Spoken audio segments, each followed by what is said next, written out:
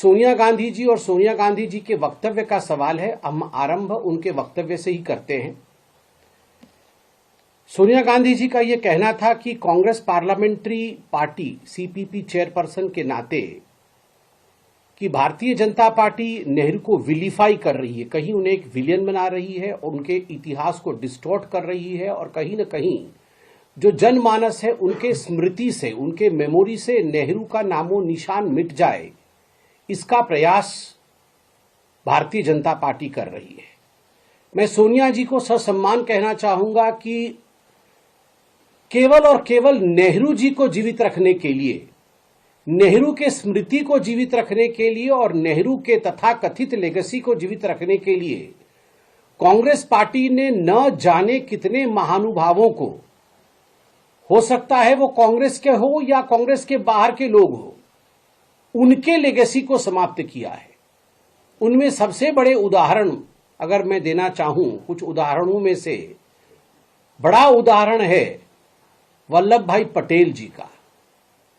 कि किस प्रकार वल्लभ भाई पटेल जी को समाप्त करने की कोशिश की गई कांग्रेस के अंदर ही। और तो और अगर सही डेमोक्रेटिक तरीके से कांग्रेस पार्टी के अंदर जो वोटिंग प्रणाली थी कि देश का पहला प्रधानमंत्री कौन बनेगा, अगर उसे फॉलो किया जाता तो शायद पंडित जवाहरलाल नेहरू की ना कोई लेगेसी होती और ना ही पंडित जवाहरलाल नेहरू देश के पहले प्रधानमंत्री बनते।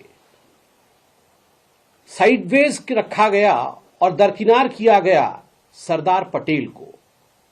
ठीक उसी प्रकार सुभाष चंद्र बोस जी को कई वर्षों तक जिस प्रकार उनकी उपेक्षा की गई और जिस प्रकार उनके विषय में कम करके आंकने की कोशिश कांग्रेस पार्टी ने किया है, वह भी आप जानते हैं। केवल इतना नहीं, उससे बड़ी बात है कि बाबा साहेब अंबेडकर जिन्होंने भारत के संविधान को रचा, who was the chairman of the drafting committee of the Indian constitution, उनके साथ जिस प्रकार का व्यवहार पंडित जवाहरलाल नेहरू का रहा, यह कोई छिपी हुई बात नहीं है, जनता जनार्दन जानती है। और मैं धन्यवाद दूंगा आदरणीय प्रधानमंत्री श्री नरेंद्र मोदी जी का कि उन्होंने भारत के सदन में यह मौका भी दिया। जब संविधान के विषय में चर्चा हो रही थी तब हमें मालूम पड़ा कि जो चिट्ठी आदान प्रदान, पत्राचार हुए थे अंबेडकर जी और अंबेडकर जी के साथ नेहरू जी का, उसमें अंबेडकर जी ने नेहरू जी के विषय में क्या कहा है, नेहरू जी के प्रति अंबेडकर जी की क्या सोच थी, यह भी हमने देखा। और बदला किस प्रकार कांग्रेस पार्टी ने लिया, उसके लिए मैं एक कार्टून भी लेकर आया हूं। ये 2012 तक एनसीईआरटी के किताब में यह कार्टून मौजूद था, जहां आप देख सकते हैं पंडित जवाहरलाल नेहरू किस प्रकार चाबुक चला रहे हैं अंबेडकर जी के ऊपर। और अंबेडकर जी कॉन्स्टिट्यूशन के जो दाता हैं, कॉन्स्टिट्यूशन के जो निर्माता हैं संविधान के, जिस संविधान के प्रतीक को लेकर राहुल गांधी आज राजनीति करने की कोशिश कर रहे हैं, जिसके निर्माता बाबा साहेब अंबेडकर हैं, वो संविधान बना रहे हैं और उनको चाबुक से, कोड़े से मारने की कोशिश यहां दिखाई गई है पंडित नेहरू की। यह लिगेसी है पंडित जवाहरलाल नेहरू की।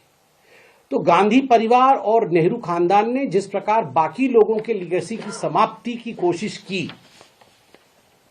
और आज सोनिया जी का कहना है कि the Bharatiya Janata Party is trying to rewrite the history, तो मैं कहना चाहूंगा the BJP is not trying to rewrite the history, the BJP is trying to rectify the history and give due to the people who really contributed towards independence of this country and to the various facets of this country. साथ ही सोनिया जी का यह भी कहना था कि इस कोशिश में भारतीय जनता पार्टी पंडित नेहरू के जो सोशल, पॉलिटिकल और इकोनॉमिक फाउंडेशंस थे उन्हें समाप्त कर रही है। हम तो स्पष्ट रूप से कहते, न पंडित नेहरू होते, न कश्मीर की समस्या होती, न पंडित नेहरू होते, और शुरू से ही भारत में गरीबी हटाओ का जो तथाकथित आंदोलन चला, जिसमें केवल स्लोगनरिंग हुआ मगर जिसमें जमीन पर कोई काम नहीं हुआ, उससे भी हम निजात पाते। साथ ही साथ आप एक देखिए, सोनिया जी का यह भी कहना था, शी asserted, मैं कोट कर रहा हूं, that Nehru was the prime architect of modern Indian nation state. हमारा स्पष्ट मानना है कि सोनिया गांधी जी इस तथ्य में गलत है। जहां तक भारतवर्ष और भारतवर्ष को बनाने में प्राइम आर्किटेक्ट कोई है तो वो बाबा साहेब अंबेडकर है। बाबा साहेब अंबेडकर ने ही कॉन्स्टिट्यूशन बनाया और उनके कॉन्स्टिट्यूशन के मार्गदर्शन पर आज भारत चल रहा है। तो इसलिए खुद अपनी पीठ थपथपाना और केवल गांधी नेहरू परिवार को आगे रखना, इस काम को बंद करना चाहिए।